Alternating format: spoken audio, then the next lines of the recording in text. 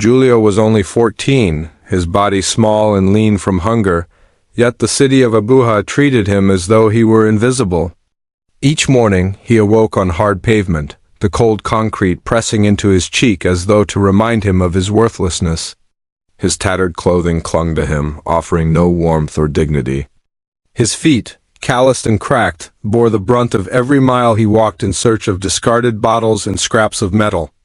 With a thin sack slung over his shoulder, he wandered the streets from dawn until dusk, scouring rubbish bins and gutters for anything that could be sold for coins to buy a morsel of food.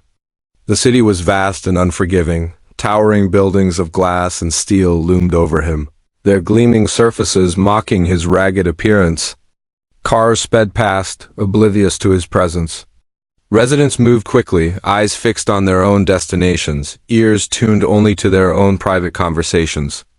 When curiosity flickered, it was as harsh as the scolding voices that drove him away. "Get out of here, boy. You're filthy. Don't contaminate the market with your stench." Their words cut into him, but he learned not to flinch. Hunger and humiliation became familiar companions. On one of those mornings, the sun rose fierce and unforgiving, burning the horizon in oranges and reds that offered no comfort. Julio pushed himself upright, his joints protesting from the night's hard sleep. His back ached, his lips cracked and dry.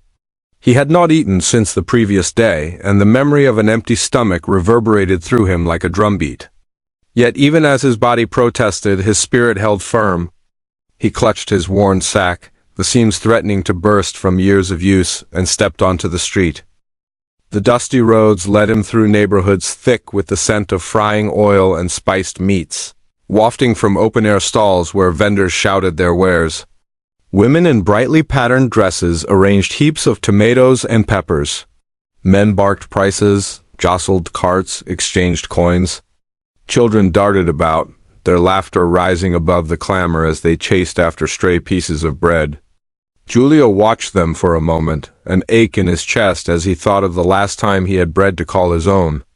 He took a steadying breath, focused on the task at hand. He knelt by a row of bins outside a restaurant known for its wasta, treasure trove of half-eaten meals and overturned plates.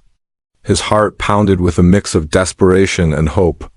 He lifted lids, rummaged through soggy scraps of rice and beans, discarded skins of plantains, moldy bread. At times, flies swarmed his face. The smell of rotting food clawed at his senses. But to Julio, each scrap held promise. That morning, he discovered a small bowl of rice and beans, still warm enough to steam slightly. He cradled it as though it were gold, his hands trembling. "Thank you," he whispered to the sky, and hurried to a secluded spot under a wobbly stall to wash it in water from a dripping pipe. As he was about to eat, a soft thump behind him froze him in place. He turned to see a woman collapse beside the dumpster. She lay on her side, her clothes dusty, her face wet with sweat, her massive belly pregnant, clearly close to term rising and falling unevenly. Julio's chest tightened. Fear and concern roiled within him. He abandoned his precious meal, sprinting toward her. "Kaka, Kaka." He called the Hausa word for auntie, but he sounded nothing like the confident beggars he sometimes saw. He knelt beside her, pressing his palm to her clammy forehead. She moaned but gave no clear sign of consciousness. Panic flickered in his young mind. Julio glanced back at the bowl of rice. It was the only food he would have all day. Yet, as he looked at the woman's gaunt face and shaking limbs, something swelled within him. He tore a piece of nylon from a discarded sack, fashioned it into a makeshift spoon, and brought the rice to her lips. Gently, he coaxed her mouth open and delivered small spoonfuls. The woman's eyelids fluttered. She swallowed, tears mixing with sweat on her cheeks. Why are you helping me?" she croaked, voice tinged with wonder. Julio managed a small smile, though his own hunger twisted his stomach. "Because I know what it feels like to starve," he answered softly. "I don't want your baby to suffer." She closed her eyes, clutching at his hand. He guided her to sit upright, using his own body as support. In that moment, the market's noise seemed distant, as if his focus had created a bubble around them. He washed her face with water, wiped her lips with the edge of his ragged shirt, and continued feeding her until her breathing steadied. When she opened her eyes fully, she peered at him through tears. "My name is Natasha," she whispered. Her voice carried weight, something in its tone suggesting that once, long ago, she had commanded respect. Julio nodded. "I'm Julio." Natasha studied him, her gaze softening. "You have a good heart, Julio." She reached into the small bag at her side and withdrew a folded card. It bore the emblem of a large corporation and the name Natasha Obina. He barely recognized the corporate fonts and logos. They felt distant, almost alien. But when she pressed the card into his hand, he felt something warm invade his chest. "Keep this," she said gently. "One day, if you ever need help, find me." Julio tucked the card into the inner pocket of the jacket he wore, a prized possession. He watched as she rose unsteadily, her hand on his shoulder for support. With each step she took, he marveled at her persistence, how she had survived this long on the streets while bearing new life within her. She offered him one more weak smile, then disappeared back into the maze of vendors and shoppers. Left alone, Julio stared at the empty plate in his hand. Hunger still gnawed at him, but something else beat louder: hope. He picked up his sack and resumed his daily rounds, lighter somehow, buoyed by the knowledge that someone had shown him kindness when he had nothing. Weeks turned into months, and though he never forgot Natasha Obina, he could not track her down. He wandered the same streets, collected the same bottles, endured the same cold nights under the bridge. He grew taller, his limbs lengthened, his face sharpened. Yet his circumstances remained unchanged.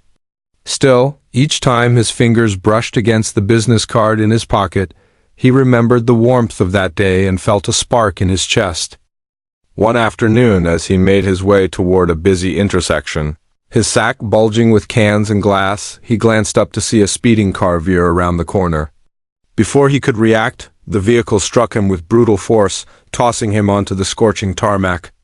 Pain exploded in his head and chest. Darkness claimed him. Bottles shattered on the pavement. Coins scattered like rain around him. Screams and shouts erupted in the crowd that gathered. Then he felt hands lifting him, hurried voices calling for a taxi. When he opened his eyes again, he was in a small hospital room at St. Grace Hospital. His head throbbed, and each breath was a labor.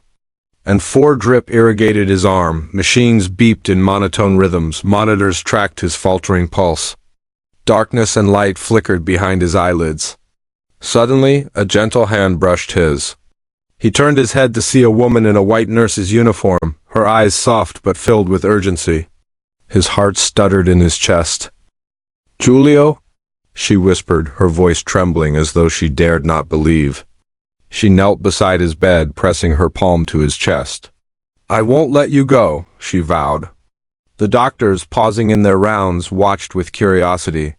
"He fed me when I had nothing," she said, tears brimming. "Now I will fight to keep him alive." Her face was a mirror of the woman behind the dumpster so many years ago. His breath caught. Memory stirred in his haze of pain and drugs. Behind her tired eyes lay recognition and relief. He struggled to focus, to place her among the faces in his memory. Days passed in a blur of white sheets, antiseptic smells, hushed whispers. Natasha sat by his side through each night, her uniform crumpled, her hair pulled back in a loose bun. She held his hand, spoke softly to him, fed him through tubes when he could not swallow. All the while, Julio felt something unfamiliar bloom within him: safety. As his body mended under her care, his heart began to heal as well.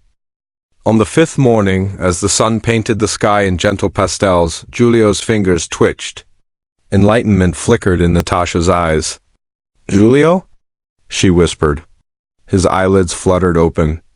Confusion wrestled for control as he gazed at the stranger in the nurse's uniform. Where am I?" he croaked. Awareness dawned. "Hospital," she replied, voice choked with emotion. "You're safe." Recognition dawned beside confusion. He saw the card in his pocket, his purpose behind the dumpster. His voice fell to a whisper. You're that woman." Natasha nodded, tears falling. "I am," she said softly. "You saved my life."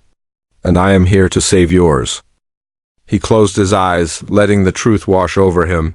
For the first time in years he felt human, more than a street boy scavenging for scraps. After 2 weeks of careful nursing and rehabilitation, the doctor pronounced him strong enough to leave. Julio sat on the edge of the bed, uncertainty flooding him. "Where will I go?" he asked, voice hollow with fear. At that moment, Natasha entered carrying a small bag of food and a clean set of clothes. She placed them on his bed, smiling gently. "You don't have to worry," she said. "You're coming with me." The taxi ride wound through Abuha's bustling streets, markets alive with color and sound, churches' bells chiming, mosques' calls to prayer echoing through narrow alleys. Julio watched, silent, his heart pulsing with anticipation and trepidation. At last they arrived at a modest apartment block.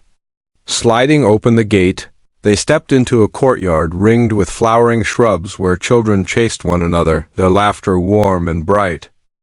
Inside the apartment, the air smelled of simmering spices. Flowers on the windowsill caught the afternoon sun. Everything was neat, welcoming. Julio stepped through the threshold, his eyes scanning the living area, polished floors reflecting light. A small dining table set with dishes, shelves lined with books and family photographs. He felt as if he had crossed into another world, one where boys like him did not exist.